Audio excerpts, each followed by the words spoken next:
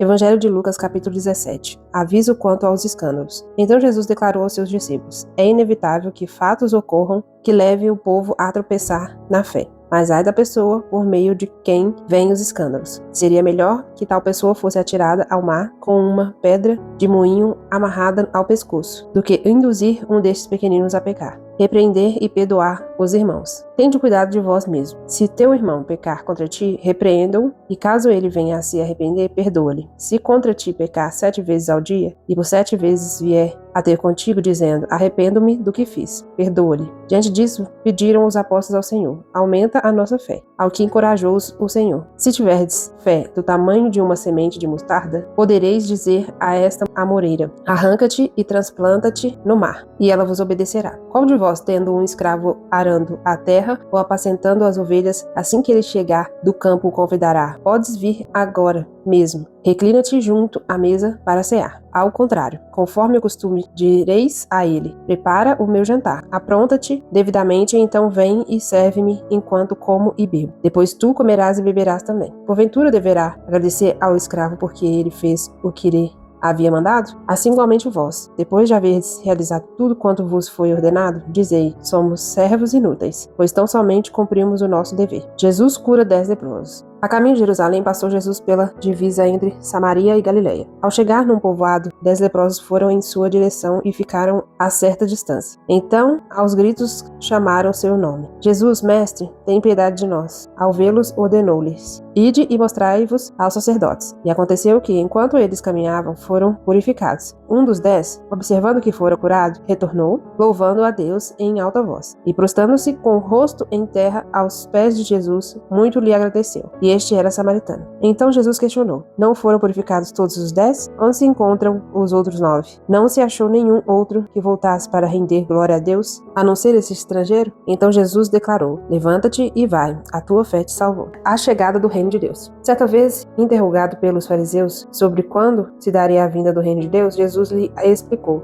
não vem o reino de Deus com visível aparência, nem haverá anúncios: ei-lo aqui, ou lá está, pois o reino de Deus já está entre vós. Depois declarou aos discípulos: chegará o tempo em que desejareis ver um dos dias do Filho do Homem, mas não o vereis. E vos dirão: ei-lo aqui, ou lá está ele, não vades tampouco o sigais. Porquanto a chegada do Filho do Homem, no seu dia, será como um relâmpago, cujo esplendor da luz vai de uma à outra extremidade do céu. Antes, porém, se faz necessário que ele sofra muito e seja rejeitado por essa geração. Pois assim como aconteceu nos dias de Noé, também será nos dias do Filho do Homem. As pessoas viviam comendo, bebendo, unindo-se em matrimônio e sendo prometidas em casamento, até o dia em que Noé entrou na arca. Então sobreveio o dilúvio e os destruiu a todos. Da mesma forma ocorreu nos dias de Ló. O povo dedicava-se a comer e beber, comprar e vender, plantar, construir.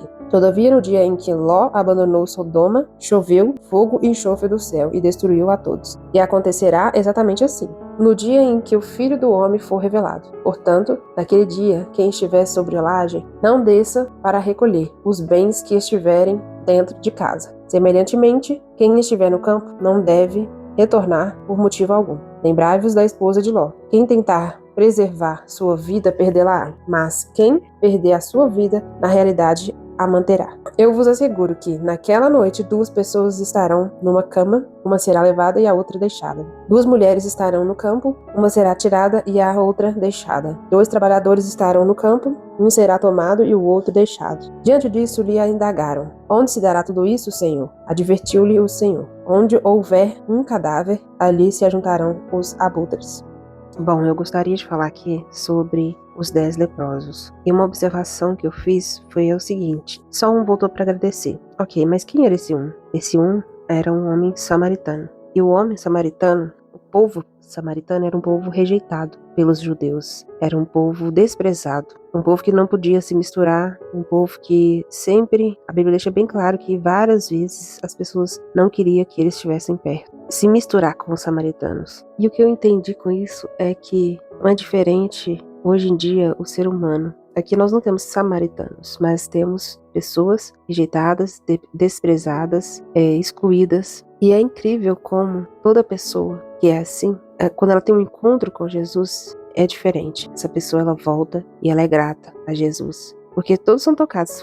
10 foram curados por Jesus. 10 foram curados. Hoje em dia não é diferente. 10 pessoas são tocadas por Jesus. 10 pessoas são curadas. 10 pessoas são tratadas, são amadas por Jesus. Mas só uma, que a gente pode dizer isso, só 1% dessa população é aquela que volta e agradece Jesus. Só 1%. Coincidentemente, são pessoas que foram rejeitadas, pessoas que foram desprezadas, e quando elas encontram com Jesus, recebem o toque de Jesus, o toque que o cura, essas pessoas são gratas de verdade. E elas não só são curadas, como elas também são pessoas salvas. Porque aquele samaritano, assim que ele volta, Jesus fala com ele: levante-se e vá, porque a tua fé te salvou.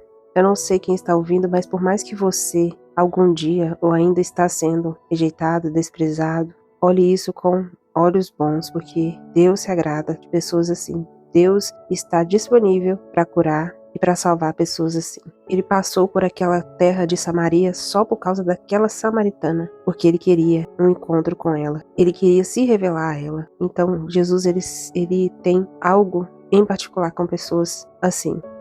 Senhor Deus, querido Pai, nós te agradecemos pela Tua palavra, nós te agradecemos porque o Senhor é alguém que não se compara à humanidade, alguém que não se compara aos seres humanos que nós conhecemos. O Senhor vai muito, muito além de toda a beleza que existe nessa terra. Teu caráter, Tua perfeição, a Tua santidade, quem o Senhor é. Quando nós deparamos com a beleza que o Senhor é através das Escrituras, nós ficamos maravilhados. Com um ser humano simples, humilde, um ser humano que não faz acepção de pessoas, mas um ser humano que ama aqueles que são desprezados, um ser humano que ama e tem algo em particular com aquelas pessoas que são colocadas de lado. Não dá para explicar. Um ser humano tão diferente como o Senhor é. E nós te agradecemos porque nós cremos nesse Deus. Nós te agradecemos porque o Senhor nos deu o privilégio de conhecer um Deus como o nosso Deus. Nós somos gratos por sermos filhos de um Pai que é bom Pai. Muito obrigado, Jesus. Muito obrigado, Deus. Guarde as nossas vidas e nos ensina a sermos sempre gratos a Ti por tudo que o Senhor nos fez. Amém.